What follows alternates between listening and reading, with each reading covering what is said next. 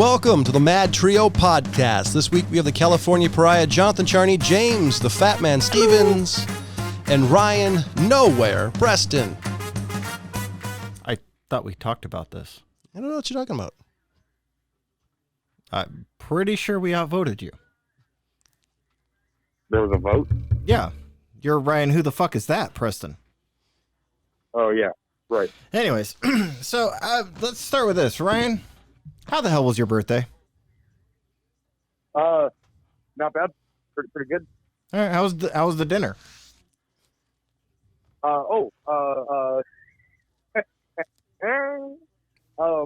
Pretty good, except, so, I don't know if you guys are familiar with the Instacart or the like. It's the, Postmates or Uber Eats version of just, hey, go to the grocery store for me. Yeah, but we don't have that up here. Yeah, all of these things are the worst thing that's ever happened to me. Although I haven't done the actual Instacart thing, but I definitely do fucking Postmates and all that kind of shit. Do they have weed delivery services down there? Oh, very much so. I kind of figured they might. I have a feeling there might have been weed involved in this story. No, it's not there yet. Probably definitely drugs on the part of the people who delivered this stuff. So my girlfriend gets all the stuff to make me dinner. Oh. And the first thing that I know, right? First thing that first order she had put in there, because I guess she had called James. James is the go-to. Texted him. James is the go-to when it comes to a few things, and he's known me for long enough to where he pretty much will be correct at the answers for me. So she's like, oh, I want to, make him something. What's a good kind of steak to get?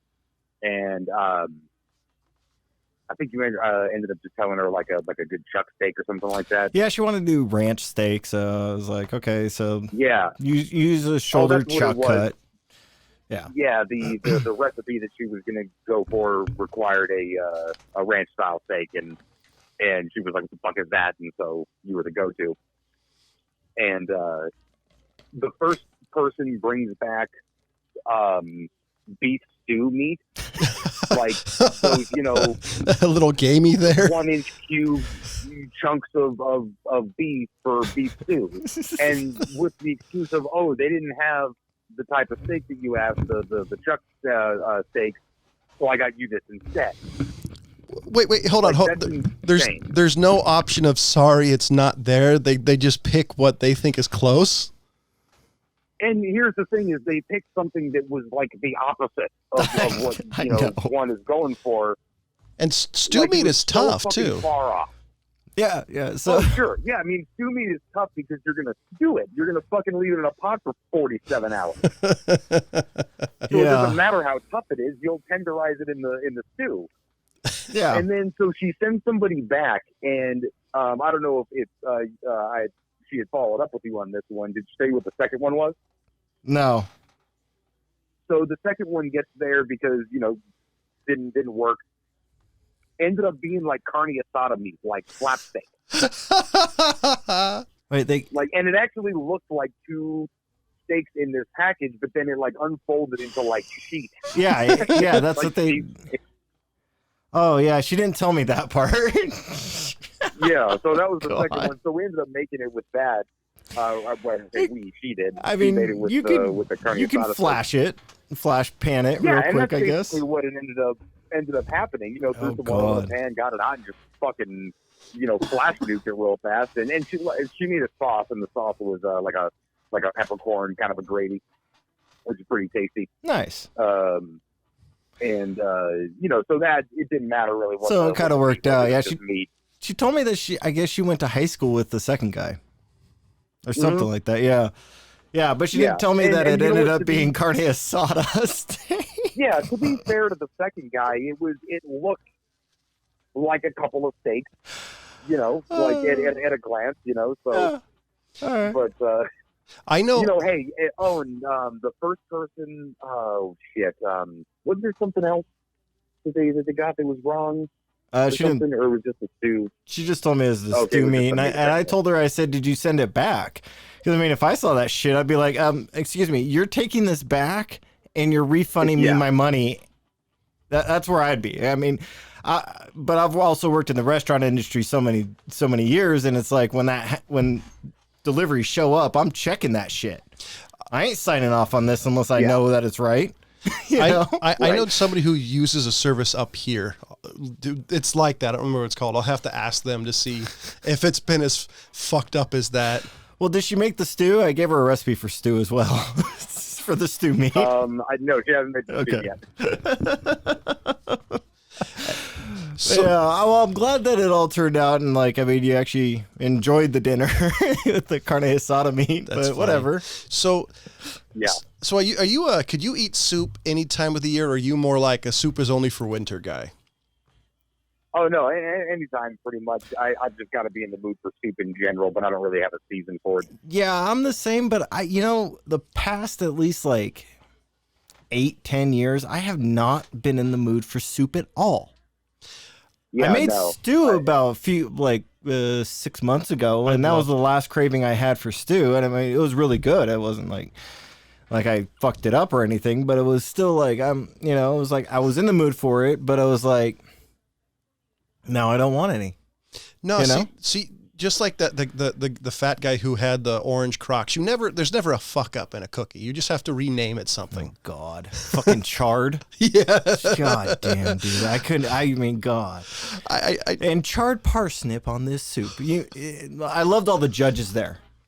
This is burnt. So this is burnt, sir. This is not charred. This is burnt. Yeah. I love the... Iron Chef workarounds and stuff like that. Yeah, right. It's charred. I freaking burned it, and then he serves it and says, "Oh, this is charred." It's charred to the point of being burnt, dipshit. And you could see the judge's face if they could cuss, like, "Motherfucker, it's a broquette."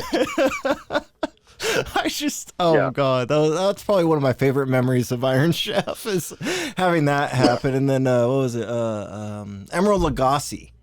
I remember Emerald Lagasse on Iron Chef. He was cooking a pork loin, and he forgot about it. Oh, and he pulls it out, and he's like, "Ah, shit!"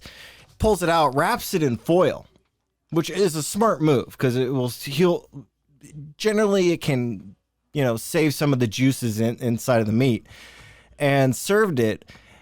But he didn't come up with anything as like Mauro Batali did, and the Crocs one. Yeah, but he came up and they said it was a little bit overcooked, which saved his ass. But I just remember seeing him panic.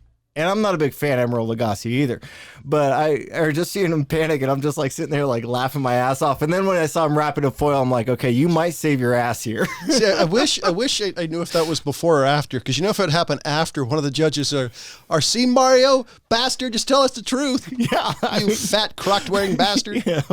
God, I still love that chard. God. Anyways, back, and that was back when judges and people could be mean to each other. It's like, I miss the days when announcers could say that's in a tougher position than Chris D'Ali's jeans. I miss those days. Instead, everybody dances around issues. And I always enjoyed the Japanese Iron Chef. Because, some of those judges were downright cruel. I love that. And then some of them are, I love it when they have the actors on there and the actors are trying to be somewhat nice, but they're still assholes. It's hilarious. Which is weird too, because apparently I've read a little bit about Japanese TV, and it's all really happy. So you could see, even though they don't like it, they're still very, this isn't, they're still very chipper about it. This isn't my favorite. I don't really like this one. And you think inside they're twisting in the wind. Why can't I say? And then I love the Chancellor. Was that the guys? Is that what they called him? I don't remember. I don't remember exactly what they call it. I think it was Chancellor or something, but the Chancellor would be right there, and he'd go, "And what don't you like about it?" Because they'd be like, "I don't like this," and then he's like, "No, you have to elaborate. Let's get into this." My favorite one was the 1000th tasting because it was so freaking random. Oh yeah, it was turtles and bananas and. So what was it? Oh, okay. So Yeah, I was at a liquor store recently, and I'm sitting there, and I saw. You call me a You guys lush. remember? I used to smoke backwards for 10, 15 years. Ryan, I'm sure you remember that. Oh, the flavors are worse now. That's still my favorite poker cigar. Yeah, so I was at the liquor store, and I saw that they had something called Russian cream backwoods. I was like, I haven't had one in a while. How much are those? $10. And they had a single pack. Just one? Yeah, just one. Just a backwood? Yeah, a backwood. Whoa. Now, when I was smoking backwoods, when I started, they were about 60 cents a piece. Then they went up to 75 cents. And then once they went up above 75 cents, I stopped by. And I was buying pack of 8s. So, that's just, quick division math. But I was sitting there, and guess how much one cigar, backwoods cigar, is? $6.35. Ryan? For one? For one. Not the pack of 8, which they don't sell pack of 8s anymore. Close, $2. Okay. $2 for more than $3. $2.19 for a backwoods cigar. And they don't sell the pack of 8s anymore. Now there's only sell pack of 5s. And backwoods are shit now. They taste awful. I figured I'd give it a try, but I haven't tried it yet. But well, I mean, just like maybe I should clarify that. Like I'm the wrong guy because I've smoked really expensive cigars, least expensive for mine. Like my favorite cigar right now is still $35 a stick. And the last time I had backwoods, they were just, maybe it was old, but they were dry to hell. Yeah, you probably got it. Well, sometimes if you get a pack, they'll have like a little rip in it or something like that, and that'll dry the shit out of them. Because they were just... And that's why every time when I get a pack, like I'll take it before I pay for it, and I'll give it a little squeeze just to see how dry it is, because you can always feel that through the pack. But yeah, I had $2.19. Damn. I remember when I was getting pissed off that a pack of cigarettes, 20 cigarettes, went up over $2. I was pissed. I was only 13, 14 years old at the time, but I was pissed. My favorite... When I first started smoking, it was like, I want to say just over $4. That was like $1.50. My favorite memory when I started. My favorite memory of James regarding smoking is when he started buying the roll your own kits. Like, I can get a big bag for cheap, and the next one he went to get, it like tripled in price. Like, what the fuck? Yeah. I'm doing all the work here. I started smoking Top Bugler.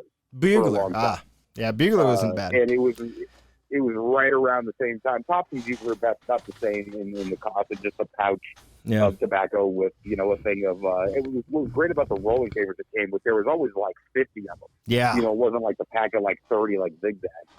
But yeah, I remember I was smoking them when the cost went up, and I was like, wait a minute, what the fuck am I doing this for?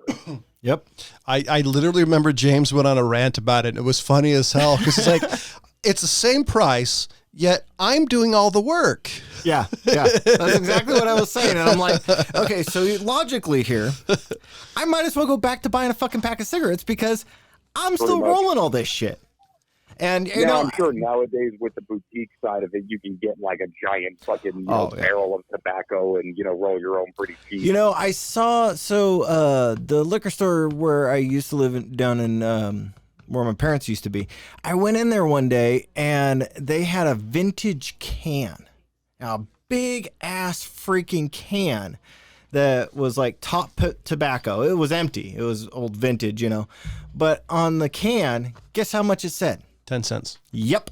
And I'm like, motherfuckers. Really? Really? 10 cents what year, that can. What year was the can? I didn't actually take it. Was behind the counter. And I wasn't going to go behind the counter and just say, give me this shit. Let me see this just, shit. what do you think? Like, take a guess. Like 19... I would say 1950s, 40s. So yeah, I'm going to bust out my favorite app as an inflation calculator. So let's say it's 1949. 10 cents. 10 cents would be $1.08. Yeah, I was going to say it would be about $1 is what I was going to say. So even still, I mean, but you're getting a can. And I mean, it's like since Ryan can't see my hands, it's a little bit bigger than like a Folgers big ass coffee can of tobacco. Oh, shit. Yeah, for 10 cents. And I'm like, are you kidding me? 10 cents for that thing. And I am paying, I mean, when I was out in Hawaii, the most expensive cigarettes for a pack of 20 Marlboro Lights, I didn't look at the other ones, was over $14. And that's the most expensive one. And most of it's taxes. And I'm just like, are you kidding me? Like, how do you guys justify this? Now, I mean, I can justify it. I know how they justify it. Yeah. Legislating morality is bullshit. Well, no, it's not legislating morality. What it is they need a tax generator, and they know smoking will never go away. So what they're doing is they're making money because they know smoking will never quit. Because you can't technically ban cigarettes. You'd have a hard time justifying it. The state of New York gets more money from cigarettes than Philip Morris. I think the last time I looked, I don't know if they've gone up, but last time I looked, average price for a pack of cigarettes in New York was like $16. $14 I'd start smoking weed. I bet it's cheaper. Oh, I guarantee it's cheaper. $14. Oh my God.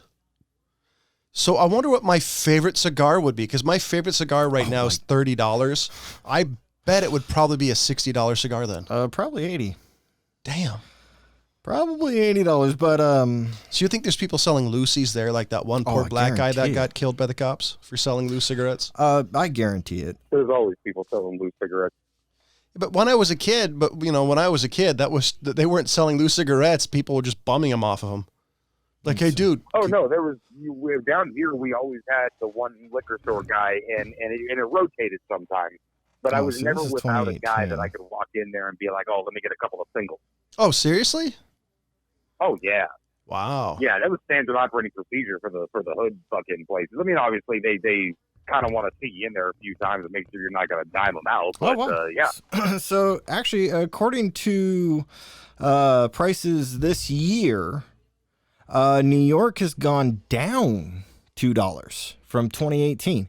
They're under $13, $12.85 a pack. What made them drop it? I have no idea. You know what did? It probably was working. People will probably stop smoking, so they needed people to start smoking again. Drop the price.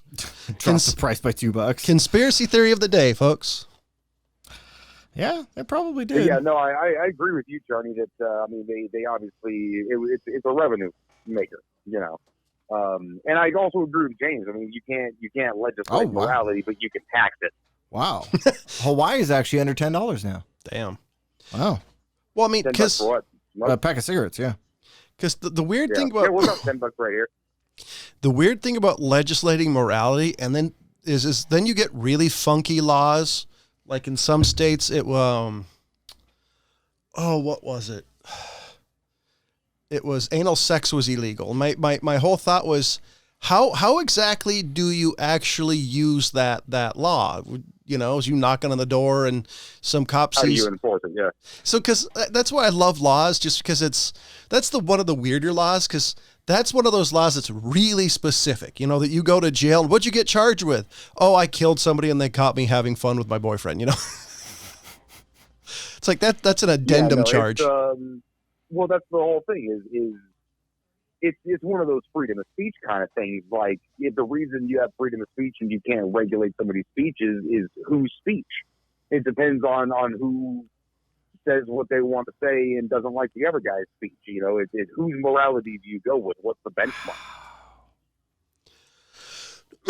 You got to let people kind of do what they're going to do. Wow. See, I'd say that's the weird thing about today's society we're in. I mean, I'm still on Twitter and some of these other social medias. I'm either going to try to have something that's non-political or completely go off the platform. But the amount of speech people are censoring today, or you get crap for, it's amazing to me. Like, people get mad at you for saying words, like not even, what was it? I mean, it's not like even misgendering trans. It's really stupid. Like, I'm a pedantic motherfucker, but even I think some of these people are being pedantic. It's amazing, like how limited speech is now. Like you can't say this, people get upset. You can't say that, all people try to dox you. I'm fascinated by today's society of. Did you just assume their speech? Yeah, I mean, I'm just fascinated by the environment we live in today, where it's, as a people watcher, it's watching people twist themselves in knots and getting offended is fascinating and maddening. On Facebook the other day, I asked a simple question. Somebody pointed a video of the rioters in Portland. Oh, Portland. And there's an Asian gentleman. There's an Asian gentleman on Twitter by the name of Andy Yo, something like that. And he's posted some videos of some pretty violent stuff. And my comment was, well, according to this guy here, it's been fairly violent. And this chick went twisting in the wind over some sort of invisible offense of, she literally said, something like, oh, you're just gaslighting me. It's like, no, did you read what I said? I didn't say one thing or another. I wasn't leading the question. I wasn't leading the answer. I was asking a question. And then she said, oh, your real reason for saying this is shining through. And it's like, bitch, motherfucker. What? Yeah, because I said, see, this is why I'm not on Facebook. Well, the problem is that these are real people who are. Ryan doesn't have one anymore. Well, these are real people who are twisting the wind, and just like I'm asking, like, hey, this is what I've seen, and then finally my favorite one is somebody said, oh, dude, I live here. It's like, hey, you can take your hands off your hip and actually talk like a normal person. You're not German. Shout out to a particular person who might laugh at that.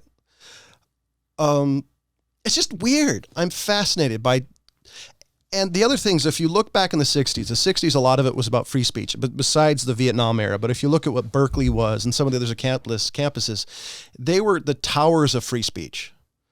Like these were the people, if you wanted to talk about anything, there was a place to talk about it. Yeah, safe space. Yeah, but real safe spaces, not where I'm going to pet kittens in color. Meow. Yeah, it's in the age of the internet and social media. It's all virtue signaling. It's social brownie points. Hey, look at what a good person I am. I'm on the right side of this social issue, and everybody who's not on my side of this particular social issue is an idiot or a Nazi or whatever buzzword they want to use that week. I would also think it's communist. It's either young people or communist or narcissist people who just see what's that? I said the words they're using now are communist and narcissist. Yeah, well, that's and it's I would say it's weird social brownie points, because I'm at an age, we're old enough that social brownie points when I was a kid was saying the most fucked up shit to your friends, or this person was being a dick to pop everybody. Can I just get the brownie? I don't care about the fucking points. It depends on what's in the brownie. That's still true to this day. I mean, what you can say to your friends is obviously not what you're going to walk into a PTA meeting and say, or get around a group at a dinner party and start, saying the craziest shit you can think of. But at a dinner party as well, you're not calling anybody an idiot. You're not doing all of those things because you're sitting there with the person. Yeah, but I mean, I don't know who I was talking to the other day, but I was telling them, like, if you have a neighbor that you've known for 15 years, okay, and all of a sudden, like you're in the era where nobody ever talks about politics, and then one day you just happen to find out that dude's a Republican, you're a bleeding heart liberal, right? That's hard to imagine, but okay. That stab him a few times. That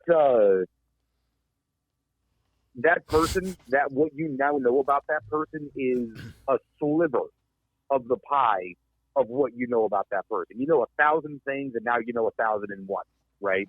So it's a smaller section of the pie to incorporate that. Like, oh, okay, we might not agree politically, but goddamn it, our kids love each other, and he lets me borrow his fucking lawnmower all the time, and we get together for dinner, and we go bowling, and it's a small section of what you know. When the first thing you know about a person is their political stance, now that's 100% of your opinion of that person.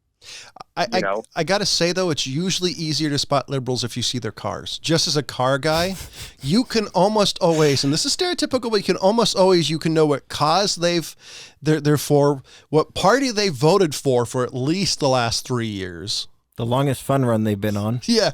And how often they jog, the mileage they jogged, and whatever TV show or movie they're in. Okay, well, the mileage part for sure, because they got the 26.2 sticker on the back. Because if you're a little bitch, you got the 13.1. You know who you are. But, at the same time, that was true a few years ago. I don't think that's true anymore. You know how many Republicans drive a fucking a Prius just because it's an actual reasonable fucking car? Well, yeah, but I don't. Most conservative. What the fuck you say? Hey, I drive a hybrid, so shut up. I'm having fun here. Fuck off. Exactly. I would say that most conservatives, unless they're older, don't put stickers on their car, and it's not like, oh, I don't want people to destroy my car. I fucking hate stickers. I don't care what they are. I'm gonna get stickers. Right? Yeah. No, I don't want to know anything. Don't play about that. I'll get I'm behind you at a light. I don't know. I think it's hilarious. I don't get stickers. Like, I've been behind people who are obviously liberal, and they have so many stickers they can't see out of their car, and it's just like, I'd rather have visibility than say vote for Ross. Yeah, vote for. Hold on a second though, because I've known enough conservatives with the Calvin pissing on the Chevy logo and the NRA stickers and the don't tread on. I mean, come on. We have a shit ton of State of Jefferson up here. That's true. But you know what? Fuck those right too. Side has their bumper stickers, no doubt. Usually it's no, fuck all of them. Well, usually it's like, this is my peace sign. It's crosshairs. There's the Calvin pissing on something. There's the Jesus fish. Which my favorite rant of all time. Came from hooker headers and Mopar and the car stuff. My favorite rant of all time was a pastor ranting about the Jesus fish. And there's the NRA, the Don't Tread on Me. Usually there's some sort of meat. Used to be like, pork, white, like pork, the other white meat. Stuff like that. Yeah, and State of Jefferson. And up here it is. Hey. So, have you seen any Biden for president stickers? Sadly, yes. I haven't seen one. Have you, Ryan? I don't really pay attention all that often to people's bumper stickers. I actively try to avoid it, but I don't know. I probably have. It's Los Angeles. I gotta say one thing about that guy. The shit that comes out of his mouth is just surprising sometimes. Compared to what? And just everybody. I mean, like, I've seen him say shit that I'm like, I wouldn't even say that out loud. Much less on camera. The problem is, if you're going to compare him to Trump, I mean, that's the issue. We have the most butthurt president on earth versus the most mentally declined person who might be president on earth. Hold on. I'm not surprised by the shit that Trump says as a person, because I know who Trump is as a person. But we're possibly Biden, at this point, I'm just like, how do you keep a straight face and say that? Because Biden is Reagan towards the end of his life. That's how bad Biden is. With dementia? Yeah. All right. Okay. I'll give you that. I mean, so pretty much the only reason they're running Biden, because is whatever person of color female they're going to have as VP is going to really be president. Because that's what I would do. Rice? Kamala Harris, probably. I'm fucking around. God damn it. God. Hey, by the way, if Condoleezza ran for the Democratic ticket, I would fucking vote for her. That woman is fucking badass. Yeah. She's cool. Yeah. Anyways, actually, I was going to bring up Flavor Flav. So, where'd it go? So, I was actually going to bring up the Oakland rioters, because I was just going to say, I had to actually go and deal with some of the, not for ticket purposes or anything, but because I lived in Alameda. I was born in Alameda County. I had to get some paperwork out of there. I'm damn glad I got it out of there a month ago, because I mean, they're setting that shit on fire now. Had to get your immigration papers, huh? Oh yeah. Yeah, I'm going to run for president. He needed his papers? But man, what the hell? I still don't get that shit. How do you go around and just start setting shit on fire and doing that and calling it a protest. I don't get that. So there's a couple of things. I mean, yeah. I've heard there's a quote contributed to Martin Luther King, and I have no idea if it's true. The quote is the riot is the voice of the oppressed or the voiceless. Because that's what happened to Watts is back in the day they torched Watts, but I don't get it either. I don't understand. Well, I don't understand fucking anybody's shit up, especially public property, which is the reason I got in this argument online was because eventually your ass is paying for it. Well, yeah. Technically, well, depending where you are. I mean, if I was in Oakland riding, I'm not paying for it. No, I mean, well, yeah, but what I'm saying, by and large, go on. Sorry. I was going to say, by and large, all of the protests have been almost entirely peaceful. Like if you count literally all of the protests that are going on over the country the last couple of months, the vast majority have been peaceful. Now, obviously, you get to the big cities where there's protests going on, and then there's either I don't put it past any side to use agitators, in certain circumstances. I don't put it past the far groups of the right or the left to go in and start fucking shit up. Can I ask a question, though? Of the world kind of stuff. How come there is a part of the protesters that have been turning it into riots because that's how angry they are. Now, obviously, it's the worst thing you can do, and it's definitely the worst way to get your point across. One question. It's not all Antifa. It's not all the agitators. It is some protesters that are taking this shit a little bit too far. But the vast majority have been peaceful, and they're trying to distance themselves from those sorts of things, but everything's just getting lost in the mix because it's just this massive humanity. Well, I have a question for you. How come every time I see a rioter, it's a white person? You don't see Black Lives Matters going, motherfuckers, stop. It's always a white dude. I've even seen white chicks yell at a black cop for being racist towards black people.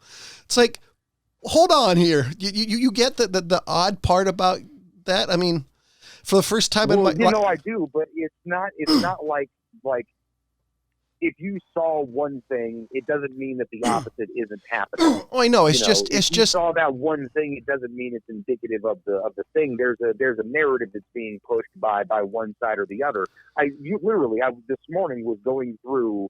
I think I Googled something like Portland riot or protest, and there's nothing that's trying to break down from the middle. Like, okay, this is why we've determined this is a riot and not a protest, or vice versa. You can see all of the fucking conservative channels going with the word riot. You can see all of the liberal channels going with the word protest. Now, one side is wanting to cover both sides. They're covering their side. I just wonder why it's all white people rioting. I saw a video of black people rioting. I haven't seen a single video of a black person rioting, or an African American, or choose your title. I'm too tired to keep up with it, but everybody I've seen it, there's no people of color. It's usually like bored college students who took gender studies. And it's not like it hasn't happening. Well, I mean, black people are 13% of the country, so you just have more white people protesting. So it could be that. Could be everyone's all dressed up in their crazy face mask and helmet and everything garb, and you can't necessarily tell amongst the mass of humanity who's doing what. You know what I think it is? I think the people of color are using the white people as mind finders. So all the white people are getting videographed, and where the black people are doing whatever they want. Okay, but that's the thing is they don't the actual movement. Anybody who's actually out there peacefully protesting definitely doesn't want that shit to turn into a riot because it hurts the message. There are some people who agree with the message and think that it's the sort of by any means necessary, let's burn this motherfucker down kind of mentality, and that's how they want to solve the problem. But usually that's the young people. That's the 17-year-old, 18, 19-year-old, 20-year-old, just angry as fuck kids. And then you get a guy with the short pants and a funny mustache. That's what's the next step of that. Yeah, well, that's the thing. All the Nerds. hipsters basically come out of the woodwork. Anybody who wants to be considered as an ally, and that's part virtue signaling, part like, hey, look, we're all kind of in this together too, and I understand that. But when all the white people seem to be making all the decisions, like, and this is what this movement means, is like, you know what, you're here to like kind of in an assistant capacity. maybe take a back step to a back seat to what you think these people want. There is one honest question I really want to know is, do these people work? I just mean anybody, because I don't understand. Some of them do. Well, and I surprised me. It's like anytime I've seen riots is virus. Even when as a kid, I see all these people rioting. It's like, don't any of you people work? And I'm using that as like anybody, because it's just like, I have to be at work at like 6 a.m. How do you guys have time to riot? I go to bed at 7 o'clock practically. But I mean, partly COVID, partly you used to live with your mom.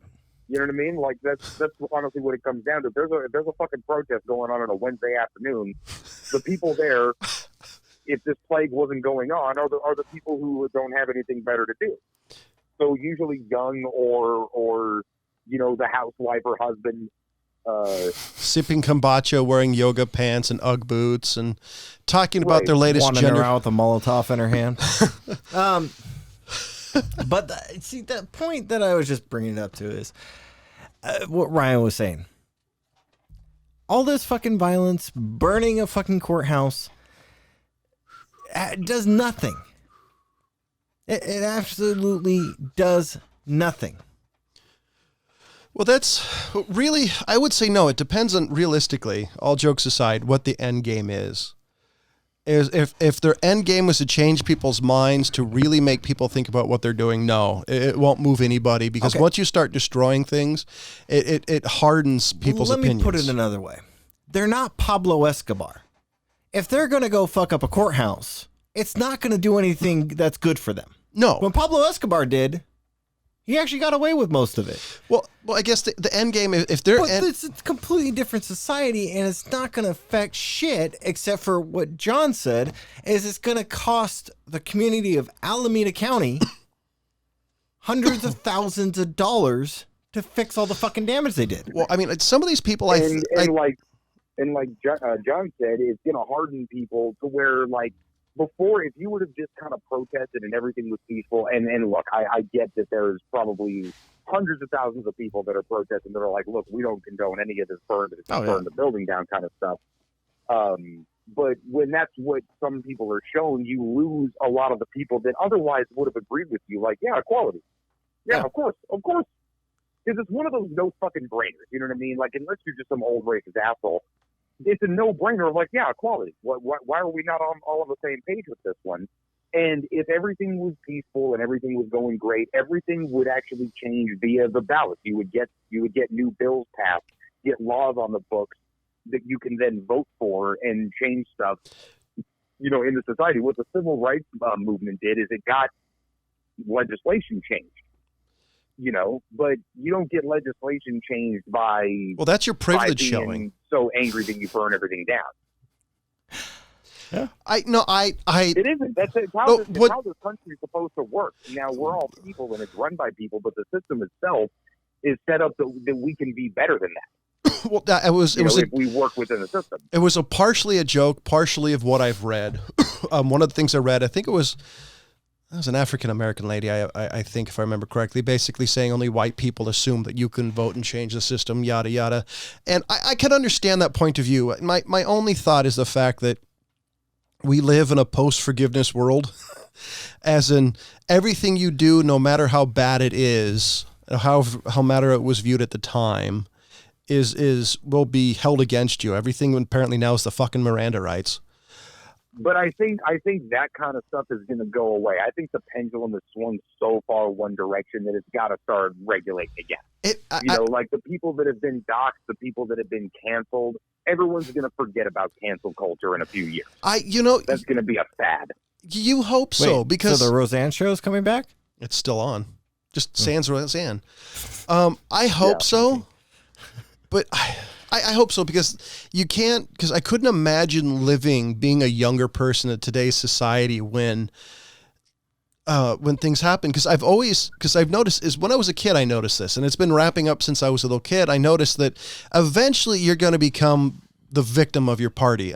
Republicans, not as much, but for some reason it seems this way with Democrats, that they're for something, and you wait long enough, you get to see what they're for and what they're adamant before. Now they're evil, and it's just they eat their own. So it's at some point, it has to stop, or society's just going to go to fucking hell. Society is going to fucking hell. Nah, we've been in worse places. The 60s were a lot worse than this. All right. That's fucking debatable now, man. I would have agreed with you fucking 9 months ago. No, well, here's the reason why I say that. In 1960s, you had a couple of things that were coming ahead. You had Vietnam. So you had people protesting the Vietnam War and how unfair that was. In the South, you had the civil rights movement. And you had so many different movements, and you had the counterculture and the hippies, and you had fighting against most of the parents the greatest generation, who were all in war. So you had this massive cultural shift all at once. I don't think that's at this level. What I think this is this is a level of a pandemic where people can't do what they want. You have a movement you have a continuation of a movement from the 60s and 70s, and I just don't think it's as bad. I think the 60s was much worse. Now, this could get worse. This has potential to be completely worse. Divisiveness, I would say this has to be fucking worse. Indecisiveness?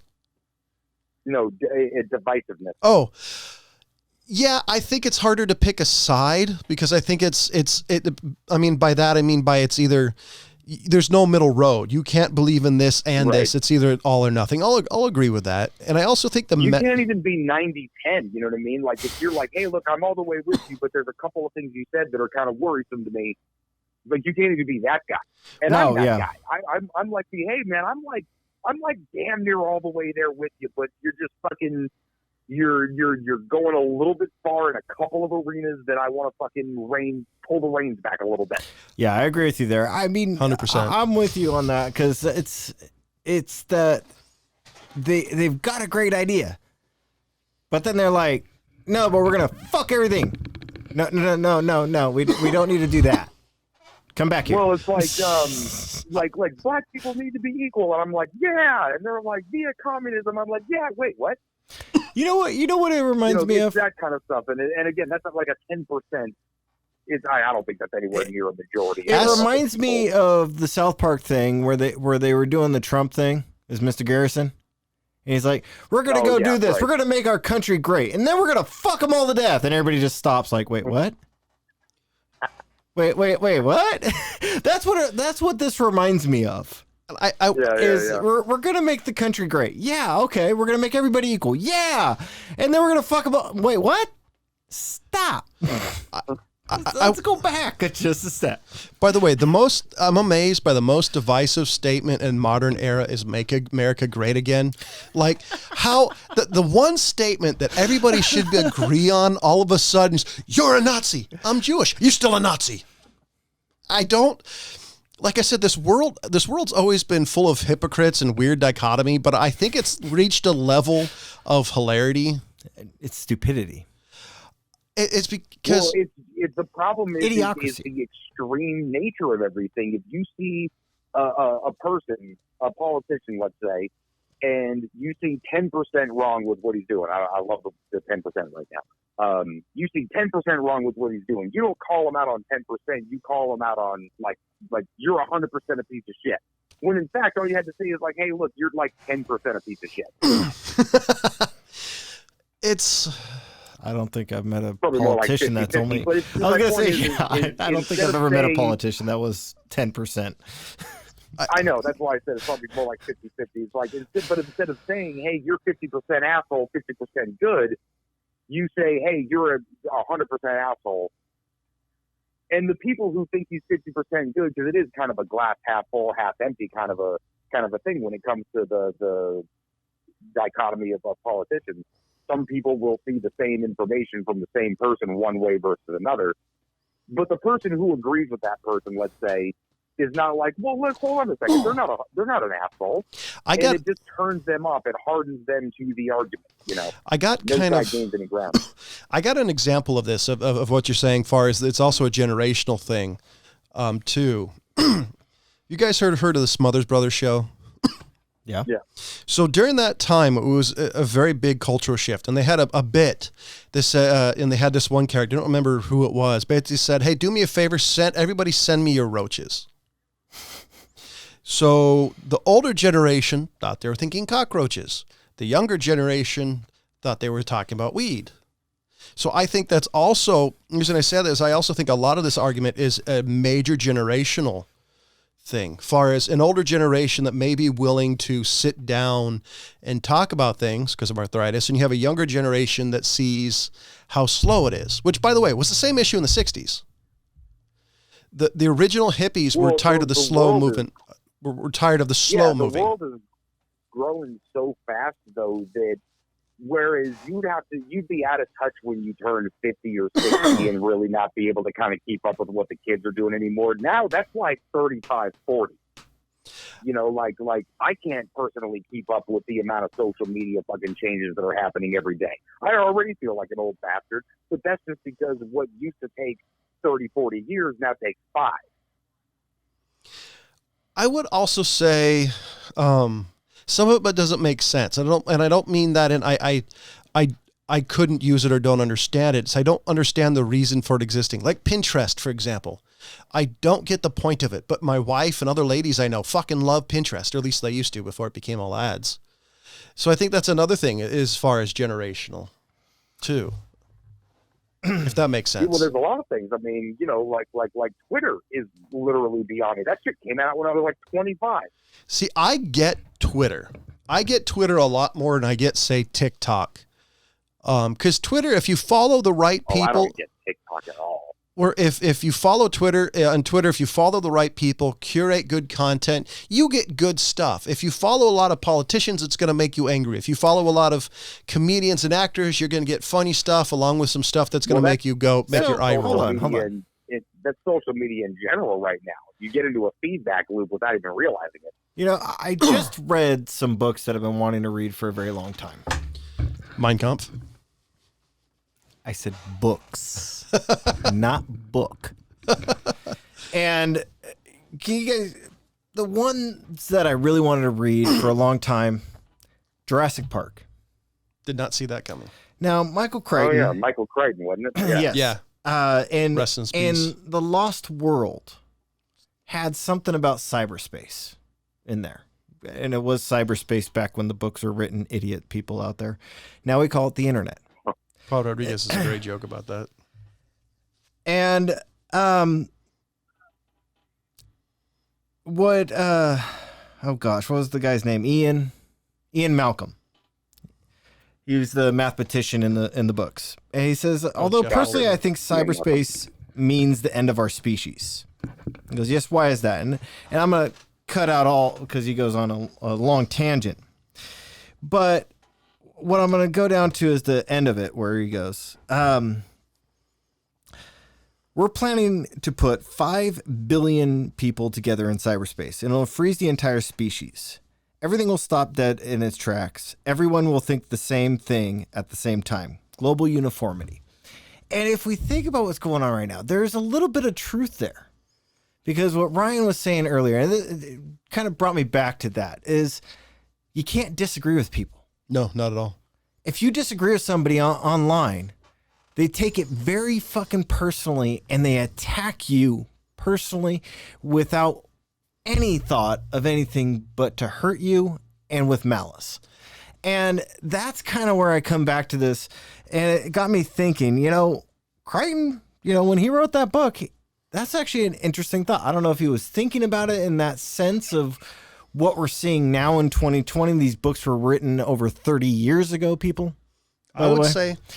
Actually, Lost World might not have been written 30 years ago, but over 25 years ago. I would say he either was completely bullshitting or incredibly thoughtful, because back in the day, you talk about the 90s, his internet was was seen as the golden age of man type of thing. You finally a point where you can unite everybody in one banner where everybody can have conversations, and this enlightenment happened, and then it became this psycho circus of bullshit.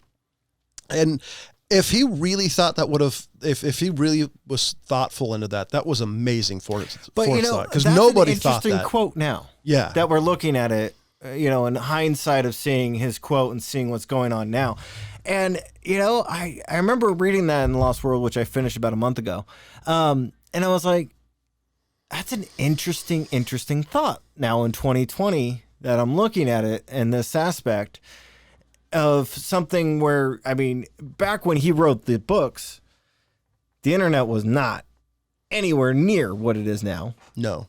The concept was there, but nowhere near what it is now. And now that I'm looking at it and seeing all this crap and bullshit that's going on, it's like, there's some truth in what he just said. So I got a question for you then. If this is kind of about this, but it's kind of a tangent.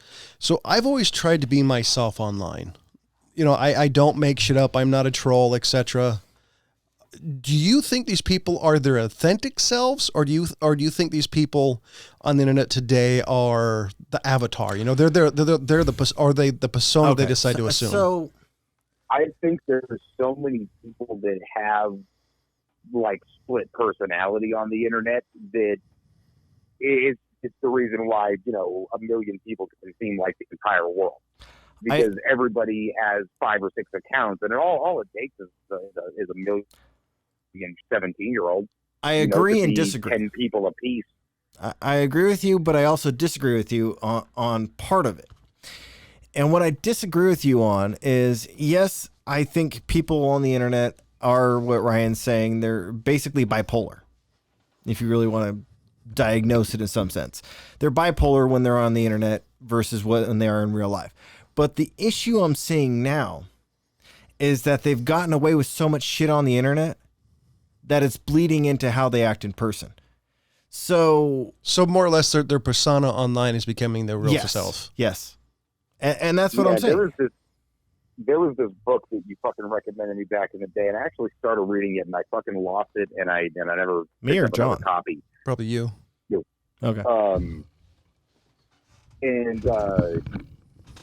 You'll remember what I'm talking about. If I remember correctly, it was called Ghoul. Yes, Michael Slade. And it was about a guy who was, I'm trying to remember, like 11 or 12 different, like split personality disorder, but with like 11 or 12 different personalities. Yep. Each of which was a separate serial killer.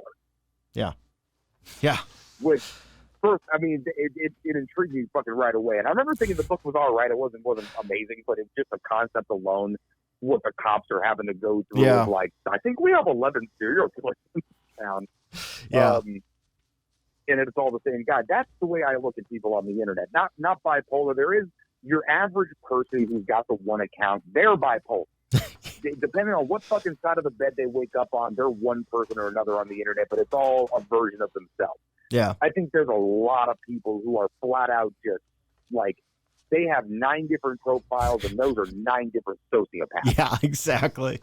And that's true. They're that's the basic of what is. And I'm not out there to offend any bipolar people. I'm just saying that's what we're seeing in our society, is what Ryan's talking about, is where you got like somebody with 1,000 different accounts, and all of them they act differently on. I think split personality is better than bipolar. Yeah. Because with bipolar's a lot of highs, a lot of ups, and I don't think it fits. There are people like that too.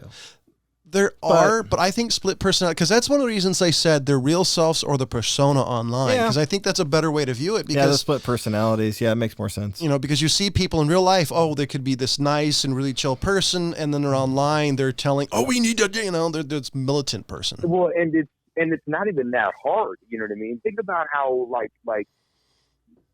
depending on who you're talking to, you're one version of yourself or another. You're one version of yourself with your friends. You're one version at work. Maybe just a more amped up version of yourself with your friends, and a little more low key at work, but still the same person. Those kinds of things. 1,000 different people to 1,000 different yous to 1,000 different people. Right? See, that's not something I get. With the internet, with the anonymity, it's so easy to be just this one specific facet of yourself at any given time. And it seems like everybody has that self-righteous version of themselves, and that's the one that's more often on the internet. I wish it would be less self-righteous, because being told I'm gaslighting without knowing it. Fuck. That's the thing. I gotta say, I'm so sick of those terms of gaslighting, narcissist, sociopath, communist, Nazi, all this crap. It's idiotic terms that I think are just becoming blanket statements for things that they don't agree with or like. And it's really on my nerves. The amount of baggage that's been attached to all of those words is more than those words mean. Yeah, and the thing is... It's when people started using literally when they mean figuratively. It's like, you know what, if we never allowed that to happen, then I would know what people mean when they said words. Yeah, and it seems like these words, like gaslighting or your true intentions shine through or communist, Nazi, name your thing. Now they're just being blanket terms with no meaning. They get thrown. Right. It's lost its meaning. Like a couple of years ago, if you'd have said, "Oh, look at this Nazi," I'd be like, "What? Where? Get my gun."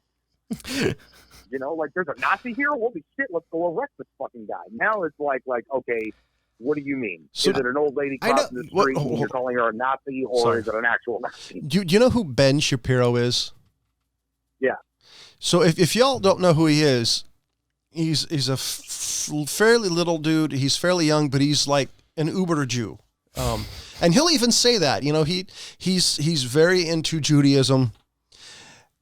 I've read multiple posts that said Ben Shapiro's a Nazi. And the ridiculous of that statement does not make that person laugh. They literally meant, oh, he's a Nazi. It's like, so he'd be hating on himself? I mean, No, it's called The Believer. But it's so weird that the fact that people are throwing stuff out without having any context of what that actually means. And even if you call him that, what that means to him as being a guy who's Jewish, of Jewish ancestry and yada, yada. It's just like, man, you guys got to know your room if you're going to start throwing shit around. And also, here's the thing is it's not about the irony of him being Jewish. It's because it's not like there was no Jewish Nazis or there was no self-hating Jews ever in existence. The irony of calling him that, though. People that are a lot of things. Right. I mean, it's you have to be a fan of his to get that. I mean, for sure. Look, I mean, it's ridiculous for somebody to call Ben Shapiro a Nazi. Okay. I disagree with probably maybe a little over half of what he says in general. Wait, let me for a myriad of reasons. Is that my guess? Is that's the half you actually? With him, and so say that's the half you actually understood, right? Because he talks so fucking fast. Oh no, I get him. I get entirely. Like, matter of fact, I get him so much. Like, if I knew him personally, I'd probably like him. Like, we'd probably hang out. Now, I would hang out with people that I disagree on quite a few things on. I mean, we're friends. Yeah. But like, there's a lot that I agree with him on. That I think that he's a lot of misunderstood, or people hear one part of his point and it doesn't jive with what they think, and so they kind of tune him out to the rest of the point, where he generally sort of says, okay, now this is why I think that, and this is what I think, and at the end of it, if I still disagree, I'm like, all right, man, hey, look, I would have gone about it another way, or no, I think there's a way to do this with a bit more compassion. But there's a lot of things that I've heard him say where I'm just like, you know what, that's a good fucking point, man. I think the same way of Jordan Peterson. I can't argue with the fact that you gave, regardless of what I think about you as a person. That information is solid, apparently that's like a superpower that I have, that I can take information separate from the person saying it. It used to be common, though. That's the weird thing, is like, I have people who, like, I disagree with, and since everything today is about politics, I use politics. Like, I could not agree with them if there was a gun to my head. How much politically I just, we're like oil and water. But they say stuff, and it's like, oh, that makes sense. You can agree with it, you can understand it, Yeah. See, that's the thing, though, is if everybody paid more attention to what they agree with somebody on versus not agreeing, then we'd be able to get somewhere. It's like, hey, you know what, 10%, everything's broken down into 10% groups of people, 10 groups of whatever many people. Okay. If only if everybody hates one of the other people, then no one's ever going to agree on anything. But if we can find out what each one of those 10% groups agrees on, then we can at least get that done and argue about the rest of the shit later. Nobody wants to find out what they agree with everybody on. They just want to shut everybody down because, oh, fuck this guy. So wait. My girlfriend always says that Ben Shapiro has a punchable face. I agree with that, entirely. So nobody's really in the boat of I don't like everybody and don't like anything they have to say until proven otherwise? The problem with you is they're never proven. But that's my stance, is I don't like anybody until, or care about what they think until, proven otherwise. I actually kind of agree on Ryan on this. I generally kind of, I'm kind of on both. Like it's up to you to impress me. Bipolar motherfucker, make up your mind. Yeah, no, I've always been that way. It's like I really don't give a crap about that random person over there or whatever the hell they have to say until they say something that I actually care about. And if I care about it, they're wrong until they prove me otherwise. But I agree with Ryan in the 10% thing, because if you want to know, there's a hint that I've always used, and I don't remember who told me this, but I've been doing this most of my life, is if you can find one thing, just one thing that you agree with somebody on, you have an insert to be able to talk with them and have an automatic friendship over whatever it is. Sports. But I don't want friendship. Firearm, clothing. If you have that one thing, you can get to know that person and then you can understand their point of view better. Yes, I realize you don't like people, James. Move on. Okay. I get it. But I'm just saying, for the average people who just don't get along or don't like a gay dude or black dude or whatever the fuck, there's all you need is one point of commonality and you can get to know somebody. And I think the world would be better for it. That's proven no better place than the workplace. How many homophobic dudes started working at a restaurant where a gay dude worked, and just because they're in close proximity, they have to interact. You find the homophobic dude, okay, he's like, okay, man, I got to find something to talk to this person about. You find that thing that's in common. Next thing you know, it's like, oh, hey, this person's not all that bad. Oh, wow, what was I worried about in the first place? Like, oh, we're totally into the same sports team, like Charlie was saying. You find that one thing, and it just gives you that in to be like, oh, yeah, it's another fucking human being. And the interesting... who's got this point of view based off of their experience. But the interesting thing about that homophobic dude who becomes friends with, I guess, the homo... We shouldn't be calling them that, but you're the one that said homophobic. So I'm just saying with the homo, I guess. Ladies and gentlemen, we apologize. That homophobic guy, if anybody gave that other guy problems, he'd be the first one to beat the shit out of the guy. Right. I guarantee it. Yeah. And I've seen that happen 1,000 fucking times. Same here. Not the gay people or anything like that. You know what I mean? But just like that same thing, like, hey, man, this guy who I wasn't friends with 10 minutes ago and now I'm super cool with because we bonded over this thing, that don't fuck with him, Yeah. I'll break your neck. I will put you in a hospital for messing with this guy now. And I've seen that. Sure. I've seen that so many times where you see some guy and you're just like, oh, this is going to be interesting to watch these two interact. And they'll find something that they work out, or they really don't, and they hate each other. But most of the time, they become friends. But most of the time, though, it's usually one of them not willing to communicate or go down to a level that you can figure out the point of commonality. The one that is usually coming to the point of keeping that diversion, or that division between them, is an asshole, a downright piece of shit asshole. And this is how I have people who I couldn't agree with on almost anything, who are friends, because their point of view, even though completely different of me, is interesting, because we have bits and pieces of commonality that actually unite us into some degree. Commonality. Yeah, these days, man, I have no interest in trying to tell people, like, oh, the way you think about things is wrong. And all of that stuff. The only arguments I ever want to have is like, hey man, you know what? I feel like I have a bit of information that you don't. Let me provide you that information. Or it sounds like you have more information than me. What do you know that I don't? A lot. And if sure. And if there's something like that, oh, I didn't know that before. Let me go ahead and plug that into my fucking algorithm here and see if it comes out with a different answer on the other side. That's all it is. Yeah. Yeah, it's called my brain. I'm a cyborg. Did I mention that? I have not seen your brain, so this is just theory and hypothesis. So when you come up, I can't be killed by conventional weapons. No, when you come up, we're gonna figure this out. It's got to be why Ryan's girlfriend loves him so much, because it can't be the human part.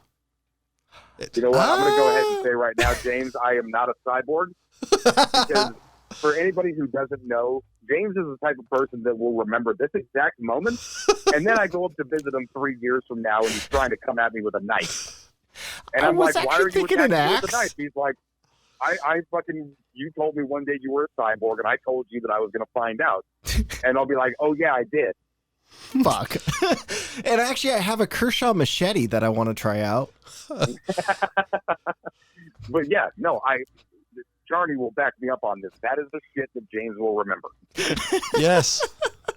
Not the saying James holds a grudge, but he'll remember it to the day you die. I've told people this, is I've got a really good memory, and I will remember this.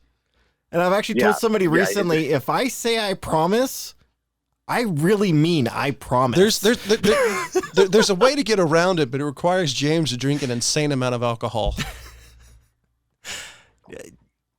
No. Yeah, no, I've only done that blackout somebody twice. That he wouldn't. I remember James promising somebody that he wouldn't watch the movie Goldmember. I still haven't. Powers, the third one, and he still hasn't. And I guarantee you, if he walked into a room right now where it was playing, he would turn around. Yep. Yes, I would. And I would applaud him for the effort, because I've seen that movie and it was a waste. I want my money and my time back. I have not seen that one, and I also swore I would never watch Kung Pao Enter the Fist, and I have not seen that one either. I got one up on James, though. I've never seen the movie Titanic. I've never been forced to see it. I'm trying to remember. I don't think about the kind of promises, by the way, that most people would be like, oh, well, obviously I said that as a joke. You know what I mean? I told this guy I wouldn't watch the movie, but it's a fucking movie. Who gives a shit? James will take that more seriously than the person he promised. Because James is a pedantic motherfucker. It's the reason James and I get along so well. You can't disagree on that. If you don't specify, yes, I'm joking, he's going to take it serious just to fuck with you. Right. Yeah, I was being a smartass. We were in a movie, and James is already laughing at this. We were in a movie. Actually, it was the movie that all three of us, we all three, I live in Los Angeles, you guys live up in like Sacramento area, and we drove down to Fresno. I drove up, they drove down to Fresno, which is about halfway, a little more than halfway for you guys, to watch Kill Bill 2. Because we were all Tarantino fans, and it was the first one he made in a long time, Kill and we were like, Bill oh, fuck, it's doing that. Part 2. That was the first one. It was the first one because we were super excited about when the trailer came out. It was like the 5th film from Quentin Tarantino. It might have been the first one. I thought it was the second one, though. No, it was definitely the first one. Okay. Because we couldn't... if we had gone to the second one, the novelty had worn off. Matter of fact, I remember even asking you, like, oh, we should do that again. And you're like, no, that was a hell of a drive. So we're going to have to... Hold on, let him finish his story. Hurry up the story. Oh, yeah. No, real quick. Actually, not worth it now. But I being a smart ass, he had some Reese's Pieces, and I was like, oh, let me have some of those. He's like, how many? I'm like, 63. I don't remember exactly what number I said, but I said a random number. And he fucking sat there for about the next 20 minutes, handing me one at a time, keeping count. And I wouldn't give him another one until he finished the one in his hand. Yeah. That was just him being James. But as far as like I will take you at your fucking word. If you said 63 it is, man. That's, dealer's choice here. Yeah. I remember that one. That was pretty amusing, actually. Yeah, I just remember I laughed at like the 5th one. I'm like, oh, I see where this is going. This is why I've been friends for James this long. This is also why I've learned to be very precise in how I say things, and it really pisses people off because not only can I be incredibly precise, I can be incredibly vague. I've already vague, but I can be, thanks to James, I can be even more vague. that's the thing, is that you need to be very careful on which one you're doing at which time. Yeah. Sometimes vagary is what you want, but if vagary is not what you want and you're vague, like you fucked it up. So we're gonna have to call it timeout. It's over an hour, and the studio we're in is starting to, the water's starting to boil. So, ladies and gentlemen, you guys have any final thoughts? No, I'm ready to get out of this freaking sweltering studio. Ladies and gentlemen, media, be nice to each other. Be excellent to one another or each other. Exactly. So accept people's existence. If you like them. So, ladies and gentlemen, for the California Pariah, for James Stevens, and for Who the Fuck Is This, thank you for listening. Yay! Goodbye.